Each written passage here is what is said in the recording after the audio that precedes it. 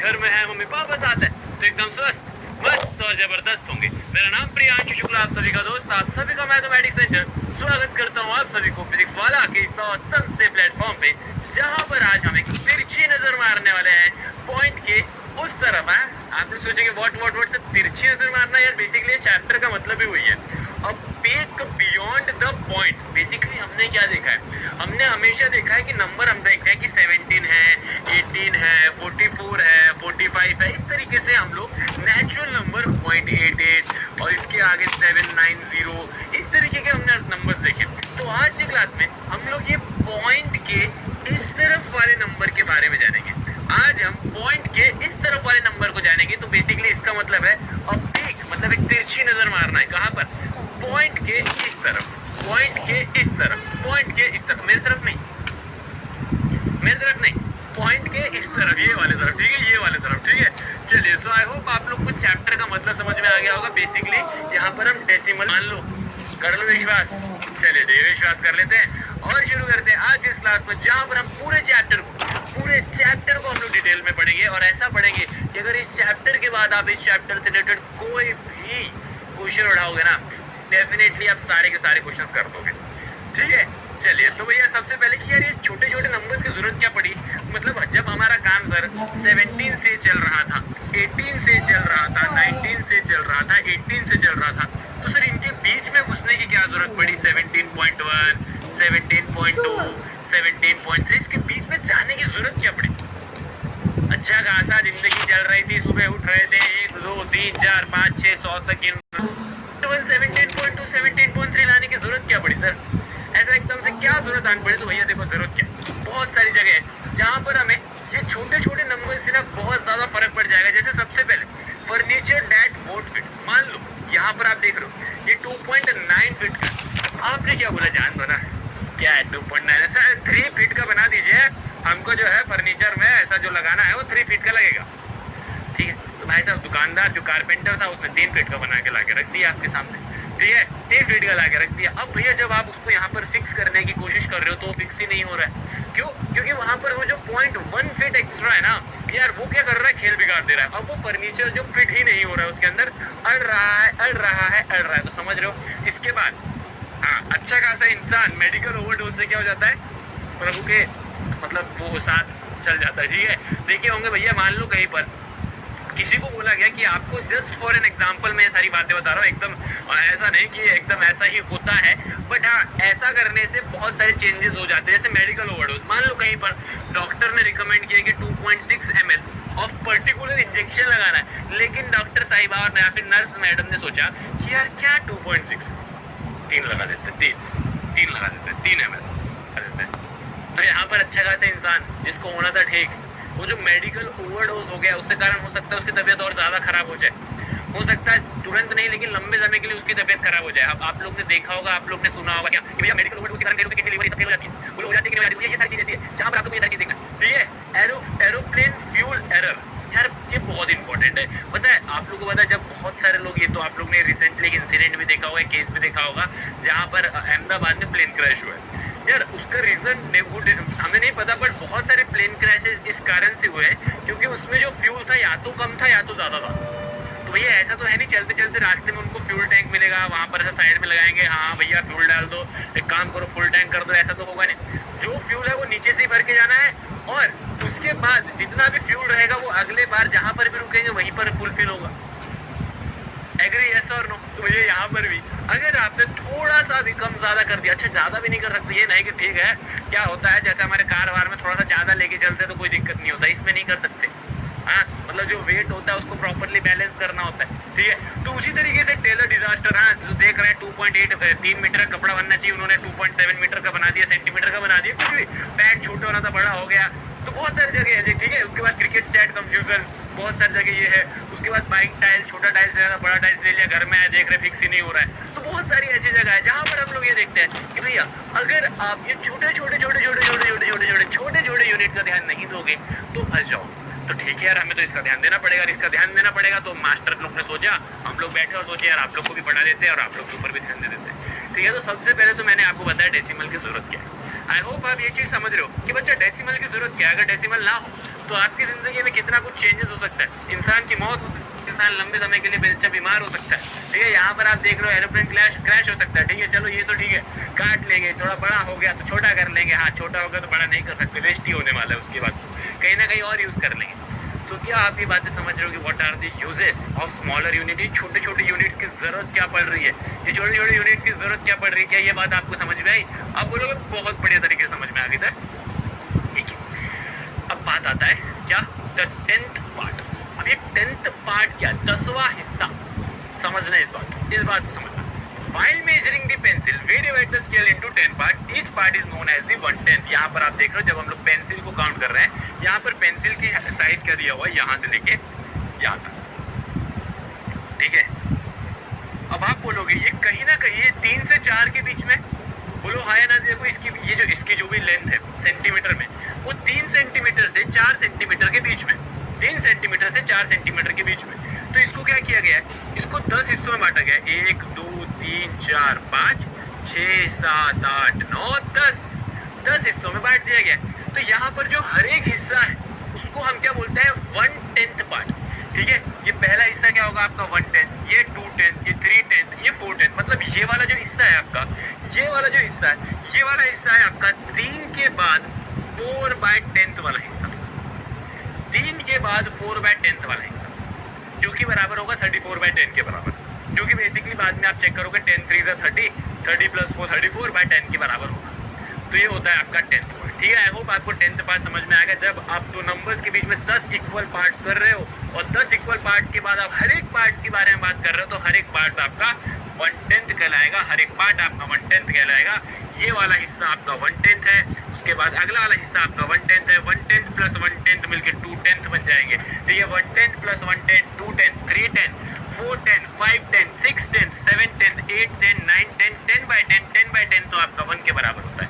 अरे भैया 10/10 तो आपके 1 के बराबर होता है, 10/10 तो आपके 1 के बराबर होता है। तो 10th पार्ट क्या होता है, इन शॉर्ट समझिएगा, बहुत ध्यान से सुनिएगा, जिनको अभी तक नहीं समझ में आया।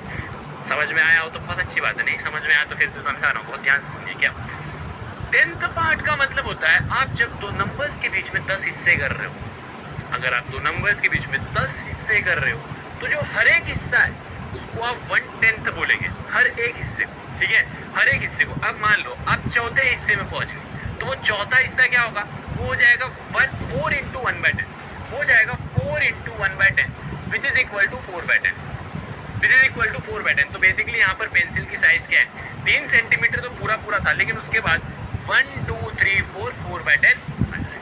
बोलो भैया समझ में आया? बोलो बहुत बढ़िया तरीके से। चलिए भैया आगे चलते हैं। यहाँ पर क्या बोल रहा है कि ये यूएसबी का कैलकुलेट करिए कितना है। तो यहाँ पर हम नहीं देखते, हम कैलकुलेट करने की कोशिश करते हैं। बहुत ध्यान से देखिएगा और समझिएगा कि सर यहाँ पर 4 तो पूरा है और 5 से पहले खत्म हो जा रहा, तो हम लिख रहे हैं 4 तो पूरा है, ठीक है। उसके बाद 1/10 2/10 3 middle finger length, middle finger का जो लेंथ होगा, middle finger length is equal to 124/10 - 67/10। Same जैसे एडिशन में था वैसे ही सब्ट्रैक्शन में होगा कि आप डायरेक्ट इसको सब्ट्रैक्ट करोगे, अगर डिनोमिनेटर सेम है तो 124 में से 67 माइनस करिएगा तो आपका मिडल फिंगर आ जाएगा। मेरे को लगता है 67 ही तो नहीं आ रहा है, 57 आएगा। चलो देखते हैं।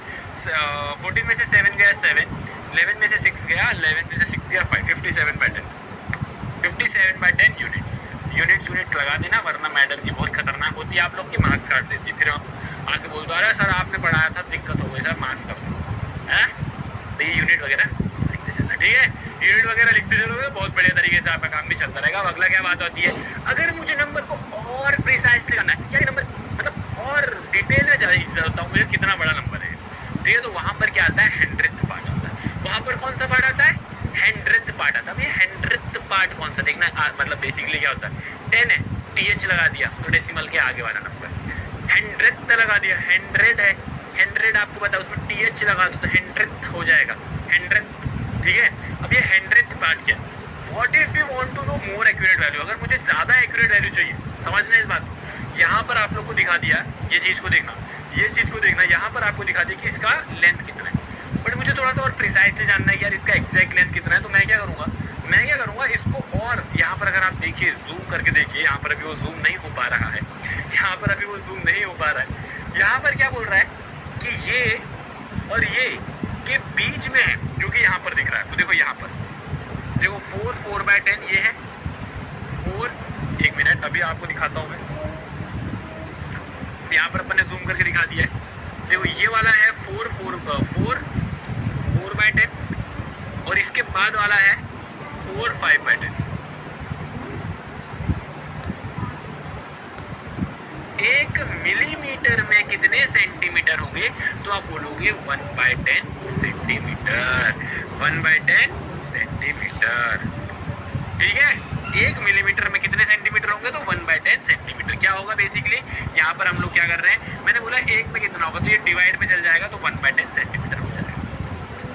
ठीक है, ये आपने ऑलरेडी पढ़ रखा है। देखो क्या किया मैंने फिर से, अगर आपको ये बात समझ में नहीं आई होगी, मैंने बोला 1 सेंटीमीटर में, 1 सेंटीमीटर में, यहाँ से लेके यहाँ तक 1 सेंटीमीटर, मान लो आपके स्केल का 1 सेंटीमीटर में, 1 सेंटीमीटर में यहाँ पर अगर मैं 10 हिस्सा कर दूँ, यहाँ पर अगर मैं 10 हिस्सा कर दूँ, 1 2 3 4 5 6 7 8 9 10, यहाँ पर लिख देते हैं। ठीक है, अब समझना इस बात। यहाँ से यहाँ तक मैंने बोला 1 सेंटीमीटर में 10 मिलीमीटर होते हैं। बिल्कुल सही बात है, बिल्कुल सही बात है। तो क्या एक मतलब यहाँ से लेके यहाँ तक में, यहाँ से लेके यहाँ तक में कितना सेंटीमीटर होगा, कितना सेंटीमीटर होगा, 1 मिलीमीटर में कितना सेंटीमीटर होगा, तो हम बोलेंगे 1/10 करोगे तो इतना सेंटीमीटर मिल जाएगा, 1/10 सेंटीमीटर, 1/10 सेंटीमीटर। इसमें कुछ क्वेश्चंस पूछे होंगे, 8 मिलीमीटर को सेंटीमीटर में करो, बहुत ही सिंपल है। अगर 1 मिलीमीटर में 1/10 होता है तो 8 मिलीमीटर में 8 × 1/10 होगा, जो कि 8/10 के बराबर होगा। क्या ऐसा कुछ दिख रहा है या नहीं दिख रहा होगा, तो 0.8 दिख रहा होगा, या 8/10 होगा या 0.8 होगा, या 8/10 होगा या 0.8 होगा। ठीक है, चलिए हाँ, 12 सेंटीमीटर को मिली, अब देखो 12 सेंटीमीटर को मिलीमीटर में करना है। 12 सेंटीमीटर को, अब ध्यान से सुनना, 1 सेंटीमीटर में अगर 10 मिलीमीटर होते हैं तो 12 सेंटीमीटर में कितने मिलीमीटर होंगे, 12 × 10। अगर 1 में 10 होते हैं तो 12 में कितने होंगे, 12 × 10, 120 mm मिलीमीटर। ओए यहाँ पर आप बोलोगे कि सर ये 5 पैसा क्यों रहा है, क्या बोलोगे, 5 पैसा 5 पैसा के बराबर है। ठीक है, चलिए तीसरा, कितने पैसा मिलके 0.36, अब आप डायरेक्ट लिख सकते हो 36 पैसा। अब आप डायरेक्ट लिख सकते हो 36 पैसा, क्योंकि यहाँ पर 0.05 था तो यहाँ 5 आया, तो यहाँ पर 0.36 है तो यहाँ पर 36 आ जाएगा। बट आपको आना चाहिए करते कैसे। ठीक है, अब 1 रुपए में अगर 100 पैसा है तो 0.36 रुपए में कितने पैसे होंगे, 0.36 मल्टीप्लाई बाय 100, मल्टीप्लाई बाय 100। अब आप बोलोगे सर यहाँ पर मल्टीप्लाई कर रहे हो, यहाँ पर डिवाइड कर रहे हो, क्यों, क्योंकि आप ये चीज़ तो देखो, मैं कन्वर्ट क्या कर रहा हूँ, मैं रुपीस को पैसा में कन्वर्ट कर रहा हूँ, तो मल्टीप्लाई बाय 100। यहाँ पर मैं क्या कर रहा था, पैसे को रुपीस में, बड़े से छोटे में जा रहा था, सॉरी छोटे से बड़े में जा रहा था, इस तरीके से। तो यहाँ पर आप क्या करोगे, 36 पैसा, 36 पैसा, ये तो सेम हो गया। ठीक है, कि पहले वाले नंबर चेक करना है, अगर वो सेम है तो आप बोलोगे भैया, मतलब अगर वो नंबर अलग अलग है तो जो बड़ा होगा वो बड़ा है, जो छोटा है वो छोटा है, नंबर देख के आप बता दोगे। लेकिन किंतु परंतु ऐसा आ जाए 78.7 और यहाँ पर आ जाए 78.07। अब इसको लॉजिकली समझना, 78.7 क्या है पता है, 78 और 79 के बीच में 1 2 3 4 5 6 7 8 9 10। 78.7 पता है कौन सा है, 1 2 3 4 5 6 7, ये वाला, ये आपका 78.7। और 78.07 कहाँ है पता है, 78.07 ये जो नंबर था यहाँ पर 78, और उसके बाद यहाँ पर अगला नंबर 78.1 था ना, 78.1 समझ रहे हो, इसके बीच में वाला नंबर है, इसके बीच वाला नंबर है। ठीक है, 78.07 आपको कहाँ रहेगा, ये वाला 78.07। अब आप लॉजिकली बताओ 78.07 कहीं यहाँ कहीं आ रहा है, कहीं यहाँ कहीं आ रहा है, यहाँ कहीं 78.07 कहीं यहाँ कहीं आ रहा है, 78.7 कितना आगे आ रहा है, उसके बहुत आगे आ रहा है, तो बड़ा कौन सा होगा? Which one will be greater, which one will be greater? इसका मतलब आगे से कंपैरिजन करोगे तो कैसे करोगे? और जो हमारी प्रिया जी थी उनका कितना था? 2.7 था क्या? 2.7 सब्ट्रैक्ट कर दो, कितना ज्यादा है पता चल जाएगा कितना करना। अब सेम प्रोसेस है, बताओ एडिशन सब्ट्रैक्शन कुछ अलग है नहीं भाई, ये तो ऐसे एक्स्ट्रा दे दिया, कुछ भी एक्स्ट्रा नहीं है, बस डेसिमल के नीचे डेसिमल रखना है, खत्म। फ्री के मार्क्स है, फ्री के मार्क्स, समझ रहे हो? 15 में से 7 हुए, 8 बचते, यहाँ से कैरी एक लिया था अपन ने, वो 0.8 मीटर ज्यादा का पड़ा है, 0.8 मीटर ज्यादा है उसके पास, ठीक है। अब एक और होगा सब्ट्रैक्शन के नाम पे, हाँ 9.9 में से 9.09 को सब्ट्रैक्ट करना है, ठीक है, कर देते हैं। अब यहाँ कुछ नहीं मतलब जीरो लगा दो, ठीक है, यहाँ कुछ नहीं मतलब जीरो लगा दो, आप डेसिमल के आगे जीरो लगा दो, वैल्यू फर्क नहीं पड़ती। आप चाहे 9.9 लिखो या 90 लिखो या 900 लिखो या 9000 लिखो, 4 0 लिखो, 5 0 लिखो, इसके आगे कितना भी जीरो लिखो फर्क नहीं पड़ेगा, ठीक है, ठीक है, क्योंकि उसकी वैल्यू जीरो हो गई ना आगे की।